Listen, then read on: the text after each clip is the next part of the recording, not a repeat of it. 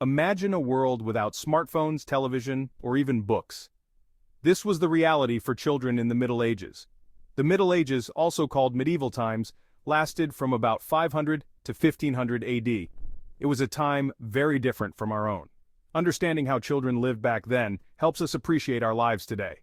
In medieval times, life was hard for everyone, especially children. They had to grow up fast and take on adult responsibilities early. Many didn't live to see their 5th birthday due to disease and poor living conditions. Those who survived faced a world full of challenges and dangers, but they also found ways to play, learn, and enjoy life. Let's step back in time and discover the world of medieval children. We'll look at their daily lives, the work they did, and how they learned. Life for a medieval child started early, often before the sun rose. As soon as they were old enough, children were expected to help with daily chores. They would wake up on straw mattresses, often sharing a bed with siblings or even animals for warmth. The day began with a simple breakfast, usually bread and ale or milk if the family had a cow. After breakfast, the work began. Boys might help their fathers in the fields or workshops. Girls often stayed closer to home, helping their mothers with household tasks. Even very young children had jobs to do. They might feed chickens, collect eggs, or help with younger siblings. Meals were simple and often scarce. Dinner was the main meal, usually a thick soup or stew with more bread. As night fell, families gathered around the fire for stories. Bedtime came early, as candles were expensive. Children would crawl back onto their straw beds, tired from a long day of work. In medieval times, children were seen as small adults. They were expected to contribute to the family as soon as they could walk and talk. By age 5 or 6, most children had regular chores. These tasks were important for the family's survival. Every pair of hands, no matter how small, was needed. For farm families, children helped with many tasks. They might scare birds away from crops or help during harvest time. Older children would help plow fields, tend animals, or repair fences. In towns, children assisted in family businesses. A baker's child might help knead dough or deliver bread. A blacksmith's son might pump the bellows or fetch tools. Girls had different tasks from boys. They learned to cook, clean, and sew from a young age. Despite the dangers, work was seen as a normal part of childhood. It taught children skills they would need as adults. Even with all their work, medieval children still found time to play. Play was seen as important for learning and growing. Many games from that time are still played today. Children played hide and seek, tag, and various ball games. They also enjoyed games that taught skills, like mock battles for boys or playing house for girls. Toys were simple but fun. Rich children might have dolls made of wood or cloth. Poor children made do with corn husk or rag dolls. Boys played with toy swords and shields. Girls had miniature cooking pots and other household items. Seasonal games were popular. In winter, children enjoyed sledding and snowball fights. Festivals and holidays provided special times for play. Play wasn't just fun, it helped children bond with each other and learn important social skills. Family was the center of life in the Middle Ages. Children were valued members of the family unit. They were seen as blessings, but also as workers and future support for their parents. Families were often large, with many children. This was partly because many children didn't survive to adulthood. Children had clear roles within the family. They were expected to obey and respect their parents and elders. Discipline was often harsh by today's standards. Physical punishment was common and seen as necessary for proper upbringing. Despite this, there was also love and affection in medieval families. Older children helped care for younger siblings. Boys were expected to learn their father's trade or work. Family bonds were strong, but life was precarious. Many children lost one or both parents to disease or war.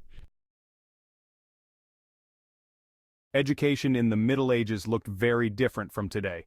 Most children didn't go to school. They learned what they needed to know at home or through work. Reading and writing were skills mainly for the rich or those entering the church. For most children, education meant learning practical skills for daily life. Boys learned their father's trade or farming skills.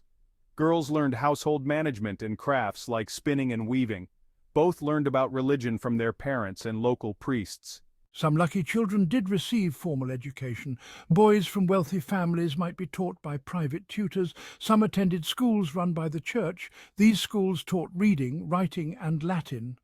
For most children, apprenticeship was the closest thing to formal education. This system allowed children to learn a trade from a master. Apprenticeships usually started around age 12 and lasted for several years. Apprenticeships were a key part of medieval society. They provided a way for children to learn skills and secure their future. Most apprentices were boys, but some trades also took girl apprentices. The system was regulated by guilds, which were organizations of skilled workers. Apprenticeships usually began around age 12 to 14. The child would leave home to live with a master craftsman. They would work for the master, learning the trade in return. Apprenticeships could last from 2 to 7 years, depending on the trade. The life of an apprentice was not easy. Days were long and the work was often hard. Apprentices did many menial tasks at first, like sweeping the workshop or running errands. Over time, they were taught more complex skills. At the end of their apprenticeship, young people became journeymen. This system provided a clear path for children to become skilled adults with a place in society.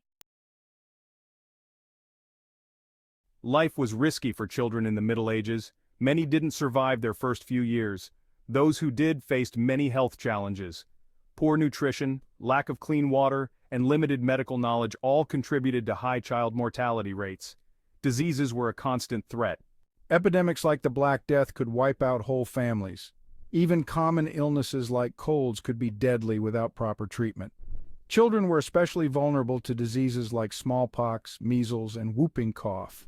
Malnutrition was another big problem. Many families struggled to provide enough food. Children often didn't get the nutrients they needed to grow properly. This made them more susceptible to disease. Accidents were also a major risk. Without modern medicine, even small injuries could become serious.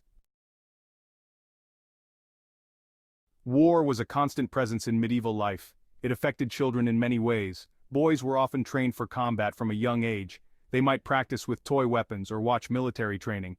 By their teens, many were expected to be ready to fight. Girls were not immune to the effects of war. They might lose fathers or brothers to battle. In times of invasion, they faced the risk of violence or kidnapping. Both boys and girls might have to flee their homes if their area was attacked. Some children were directly involved in wars. Boys as young as 14 might serve as squires, helping knights with their equipment.